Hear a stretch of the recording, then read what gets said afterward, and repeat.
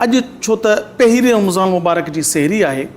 अॼु पहिरीं रमज़ान जे बाबति हिकिड़ी अव्हांखे ॻाल्हि ॿुधायां पियो, तवजो सां समात फरमाईंदा। ईरान जे हिकु वसंदीअ में हज़रत सैयदना इमाम हसन मुजतबा रज़ी अल्लाह ताला अन्हु जी नस्ल मां हज़रत मूसा रहमतुल्लाह ताला अलैह हिकु नौजवान हो, ख़ूबसूरत जवान हो। हीउ रस्ते खां घुमंदो पियो वियो त रस्ते जे किनारे खां हिकु वाह वहे पियो, शाख नहर वहे पई, उतां हिकु सूफ़ लुढ़ंदो पियो आयो। हिन खाधो, मगर अल्लाह ताला जो ख़ौफ़ ज़हन में अचे वियो त जॾहिं आउं मरंदुमि अल्लाह ताला जी बारगाह में पेश थींदुसि त पोइ मूंखां रब करीम जेकॾहिं पुछा कयो त हीउ बग़ैर मालिक जी इजाज़त जे तो कीअं खाधो। बहरहाल ही वाह जे किनारे सां हलंदो वियो, ॾिठो त वाक़ई हिकिड़ो बाग़ आहे जंहिंमें सूफ़ आहिनि, सूफ़नि जा वण आहिनि, उन्हनि मां ई किरियो हूंदो। मालूम कई त इमाम हुसैन अली मक़ाम रज़ी अल्लाह ताला अन्हु जे नस्ल मां हज़रत सैयदना अब्दुल्लाह सौमई रहमतुल्लाह अलैह जो बाग़ हो।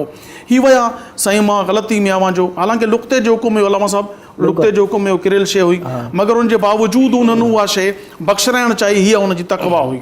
जॾहिं उन्हनि खां ॾिठूं त उन्हनि सैयदज़ादा सम्झी विया त हीउ को आम माण्हू न आहे। उन चयो त इहो सूफ़ ईअं न बख़्शींदुमि, 1 साल मुंहिंजे बाग़ जी ख़िदमत करणी पवंदी। हुन बादल न ख़्वास्ता त यार साल ख़िदमत, छो त पहिरीं खाई चुको आहे। आख़िरकार उन साल ख़िदमत कई, मोटी आयो। हुन चयो आख़िरी शर्त मुंहिंजी अञा आहे, मां तॾहिं बख़्शींदुसि जॾहिं मुंहिंजी हिकिड़ी न्याणी आहे, कननि खां बि माज़ूर, ज़बान खां बि माज़ूर, अखियुनि खां बि माज़ूर, टंगुनि खां माज़ूर, मुंहिंजी इन न्याणीअ सां तव्हांखे निकाह करणो पवंदो। अहिड़ी माज़ूर, टंगुनि खां माज़ूर, हथनि खां माज़ूर, ज़बान खां माज़ूर, अखियुनि खां माज़ूर, कननि खां माज़ूर, ऐं कीअं सां निकाह करियां। मगर ख़ुदा जो ख़ौफ़ तारी थियो त मूसा क़यामत वारे ॾींहुं रब ताला पुछा कई त सूफ़ छो खाधो हुई, पोइ छा जवाबु ॾींदे बग़ैर इजाज़त जे। हुन चयो त क़बूल आहे। जॾहिं वक़्ते अची वियो रुख़सत, जॾहिं हू हुजरा उरूसी में दाख़िल थिया त जल्दी में ॿाहिरि निकिरी आया। साईं हू त हिकिड़ो हूर जो बचो वेठो आहे। चई त वाक़ई हूर आहे, छो त इहा कननि खां माज़ूरनि जे करे न ग़ैर मर्द जो आवाज़ न आहे ॿुधो, ज़बान खां माज़ूरनि जे करे चयुमि त हिन पंहिंजी ज़बान सां ग़ैर शरई लफ़्ज़ न आहे ॻाल्हायो। हीअ पंहिंजे टंगुनि खां माज़ूरनि जे करे चयुमि हिन पंहिंजे घर जी चौकट खां पेर ॿाहिरि न आहे कढियो। इहा मुंहिंजी न्याणी उहा माज़ूर न आहे, ग़ैर शरई कमनि खां माज़ूर आहे।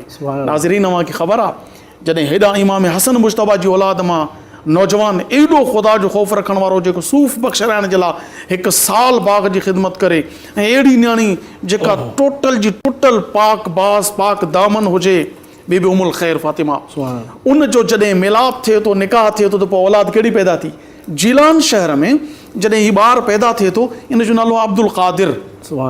जॾहिं पैदा थिए थो त मां ॾाढी कोशिशि कई त हिनखे थञ पीआरियां, मगर न पई ताईं, छो त पहिरीं रमज़ान मुबारक हुई। मशहूरु थी वियो त हीउ ॿारड़ो रमज़ान मुबारक में रोज़े जे वक़्त में थञ नथो धाए पियो। आख़िरकार 29 तारीख़ आई ऐं जीलान शहर में झुड़ अचे वियो, ख़बर न पई पए त चंड थियो आहे न थियो आहे। इहो तय थियो त हीउ सैयदनि जे घर में हसनी हुसैनी सैयद जेको बचिड़ो पैदा थियो आहे, इन जे घरां वञी अमर खां पुछा कजो जे सुबह सादिक खां पोइ थञ धाराएसि, पीतई त पोइ ईद आहे, जे न पीतई त पोइ रोज़ो आहे। आख़िरकार जॾहिं पुछा कई वई त उन्हनि थञ धाती, ऐलान कयो त ईद जो ॾींहुं आहे, जे रोज़ो न आहे, जे रोज़ो हुजे हा त हीउ नौजवान ऐं ॿारड़ो खीर पीए हा।